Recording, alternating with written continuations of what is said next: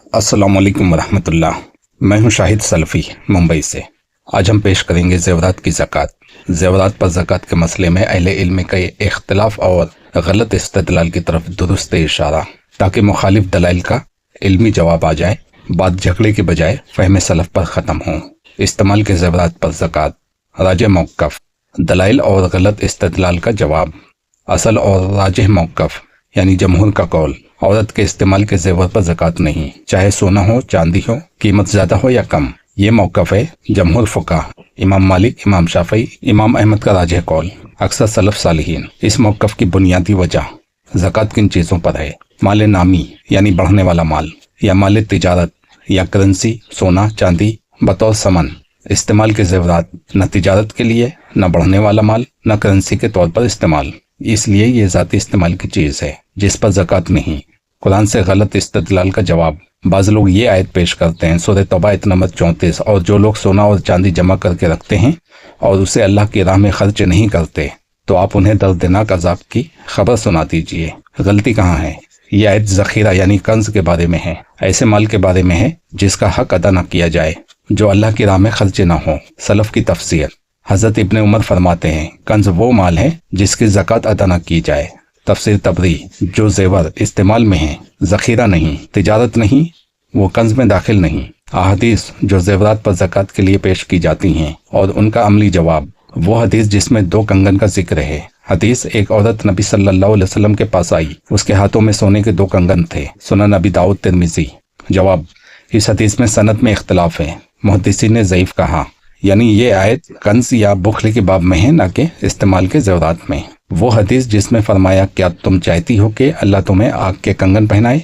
जवाब, ये रिवायत भी ज़ईफ़ है। सही अहादीस जो ज़ेवरात पर ज़कात के खिलाफ हैं। हज़रत आयशा का अमल। हज़रत आयशा अपनी भाइयों को ज़ेवरात पहनाती थी, ज़कात नहीं निकालती थी। मुसन्नफ़ अब्दुल रज़्ज़ाक़, मुसन्नफ़ इब्ने अबी शैबा। असर सही। हज़रत अस्मा बिन्त अबी बकर, वो सोने के ज़ेवरात रखती थी, ज़कात अदा नहीं करती थी। मुअत्ता इमाम मालिक। ये सहाबियात का अमली इज्मा है। नबी सल्लल्लाहु अलैहि वसल्लम का उमूमी उसूल। नबी सल्लल्लाहु अलैहि वसल्लम ने फरमाया, मुसलमान पर उसके गुलाम और उसके घोड़े में ज़कात नहीं है। सही बुखारी 1464, सही मुस्लिम 982। मुहद्दिसीन ने फरमाया, ज़ाती इस्तेमाल की चीज़ पर ज़कात नहीं। फिर इख्तिलाफ क्यों पैदा हुआ? क्योंकि कुछ उलमा ने हर सोने को मुतलक माल समझ लिया, जबकि जमहूर ने इस्तेमाल और तिजारत में फ़र्क रखा। यही फ़र्क है सलफ़ के अमल से साबित है।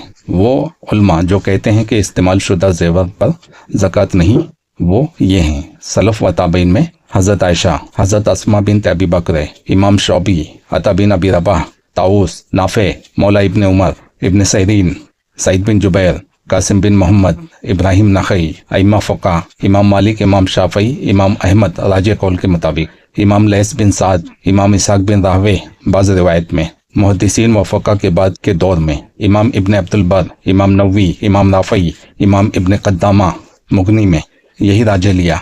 इमाम कुर्तुबी, अल्लामा शौकानी, अल्लामा सनानी, इब्ने जरीर तबरी बाज़ अक़वाल में, शेख मोहम्मद बिन सालेह उस्सैमीन, शेख अलबानी, शेख यूसुफ करज़ावी, इन सब के नज़दीक पहनने वाले ज़ेवरात कंज नहीं हैं, लिहाजा इन पर ज़कात नहीं। वो उलमा जो कहते हैं कि ज़ेवरात पर ज़कात वाजिब है, इमाम अबू हनीफा, इमाम हज़म, इमाम तबरी, इमाम बदावी, शेख इब्ने बाज, शेख इब्ने जबरीन, दाइमी फतावा कमेटी लजना दाइमा, शेख सालेह फौजान, दारुल इफ्ता मिस्र मौजूदा, दलाइल मुख्तसर, उनके जो ज़कात नहीं मानते।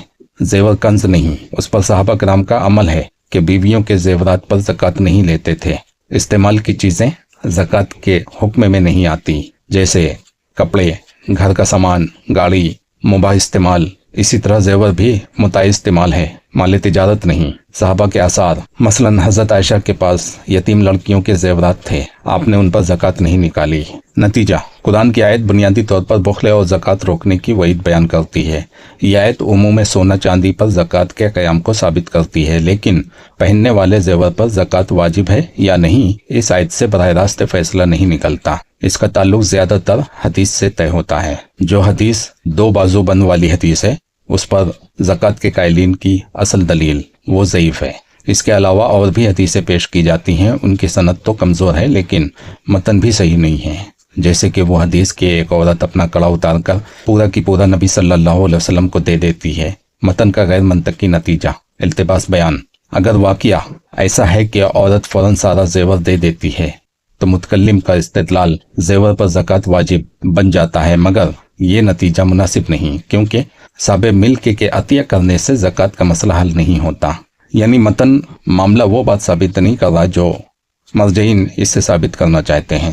متن میں تضاد ہے، ایک حدیث میں عورت فوراً اتار کر دے دیتی ہے، دوسری میں کسی اور عمل کا ذکر ہے، تیسری میں بالکل مختلف الفاظ۔ جب متن یکساں نہ ہوں تو اس کو بطور قطع دلیل نہیں لیا جاتا۔ متن کی تشریح میں مغالطہ، بعض محدثین فقہ روایت کو سیاق و سباق سے نکال کر استعمال کرتے ہیں۔ اصل صورتحال، مثلاً یہ واقعہ کب ہوا، کس کی موجودگی میں، کیا نیت بتائی گئی، بہت اہم ہے۔ متن میں جب سیاق واضح نہ ہو تو استدلال کمزور ہوتا ہے۔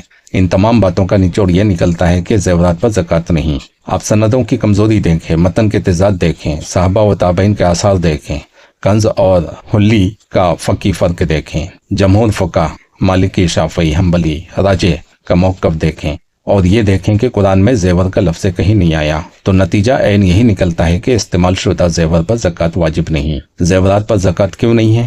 جامع خلاصہ، قرآن میں زیور پر زکوٰۃ کا لفظی صریح واضح حکم نہیں ہے۔ قرآن نے صرف سونے اور چاندی کے کنز یعنی ذخیرہ شدہ مال پر وعید بیان کی ہے۔ پہننے والے زیور کنز نہیں ہوتا۔ نبی صلی اللہ علیہ وسلم سے زیور پر زکوٰۃ کے بارے میں کوئی صحیح صریح قطعی حدیث نہیں۔ جو روایت پیش کی جاتی ہیں، 2 بڑے کنگن، اس کی سند مختلف، کئی مقامات پر ضعیف۔ متن میں منطقی اشکال، عورت کا پورا زیور دے دینا زکوٰۃ نہیں، ہدیہ ہے۔ انگوٹھی والی روایت، سندیں ضعیف، متن میں تضاد، کیا انگوٹھی نصاب تک پہنچتی تھی؟ نہیں، کئی طرقے میں الفاظ بدل جاتے ہیں، یہ روایت بھی ضعیف ہے، لیکن معنی کو صحابہ کے عمل سے تقویت ملتی ہے۔ صحابہ کا عمل زیور پر زکوٰۃ نہ ہونے کے حق میں ہے، خصوصاً عائشہ رضی اللہ عنہا لڑکیوں کو سونے کے زیور پہنا کر زکوٰۃ نہیں دیتی تھی۔ اسماء بنت ابی بکر کے پاس زیورات تھے مگر زکوٰۃ نہیں دیتی تھی۔ ابن عمر عورتوں کے زیور پر زکوٰۃ نہیں لیتے تھے، جابر اسی کے قائل ہیں۔ یہ عمل متفق و معلوم ہے، جمہور فقہ کا یہی موقف ہے۔ امام مالک زیور پر زکوٰۃ نہیں، امام مالک کے نزدیک زیور پر زکوٰۃ نہیں، امام شافعی کے نزدیک زیور پر زکوٰۃ نہیں، امام احمد کے راجح قول کے مطابق زکوٰۃ نہیں۔ لیث بن سعد، اوزاعی، اسحاق، طبری کے اقوال اکثریت میں زیورات پر زکوٰۃ نہیں۔ حنفیہ اس سے اختلاف کرتے ہیں، مگر ان کی اصل دلیل ضعیف روایات عموم آیت ہے، لیکن آیت زیور نہیں کہتی۔ اصول فقہ کے مطابق مال نامی اور مال استعمال میں فرق ہے۔ کپڑے، بستر، گاڑی، گھر کا سامان پر زکوٰۃ نہیں۔ زیور پہننے والے بھی عین اسی قبیل کی چیز ہیں۔ استعمال کی چیزوں پر کبھی زکوٰۃ واجب نہیں ہوتی۔ زکوٰۃ صرف نامی مال پر ہے۔ پہننے والا زیور نامی مال نہیں، وہ تجارت نہیں، منافع نہیں دیتا، بلکہ استعمال ہے۔ اس سب کا نچوڑ ان تمام دلائل، آثار، متنوں کے عیوب، سنتوں کے اختلاف اور فقہی اصولوں کو جمع کرنے کے بعد راجح اور مضبوط و موقف یہی ہے کہ استعمال شدہ زیورات پر زکوٰۃ واجب نہیں ہے۔ یہی جمہور سلف، جمہور فقہ، اکثر تابعین، صحابہ کے آثار، اصول مالداری، متن و سند کی کمزوری سب مل کر تقویت دیتے ہیں۔